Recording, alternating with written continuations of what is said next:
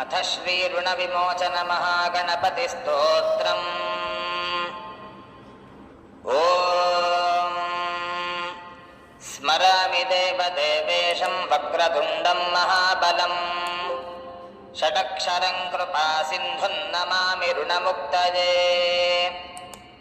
एकाक्षरं ह्येकदन्तम् एकं ब्रह्म सनातनम् एकमेवाद्वितीयं च नमामि ऋणमुक्तये।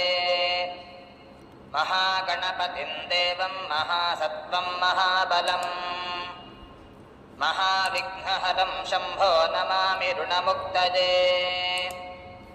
कृष्णाम्बरं कृष्णवर्णं कृष्णगन्धानुलेपनं कृष्णसर्पोपवीतं च नमामि ऋणमुक्तये।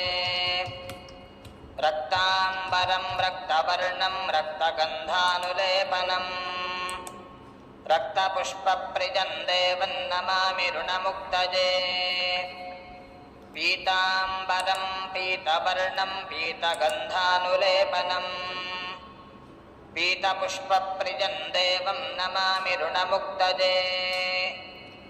धूम्राम्बरं धूम्रवर्णं धूम्रगन्धानुलेपनं होमधूमप्रियं देवं नमामि ऋणमुक्तये। फालनेत्रं फालचन्द्रं पाशाङ्कुशधरं विभुं चामरालङ्कृतं देवं नमामि ऋणमुक्तये।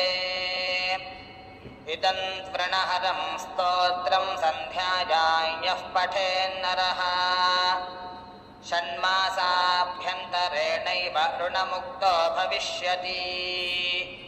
इति श्रीऋणविमोचन महागणपतिस्तोत्रम्। ॐ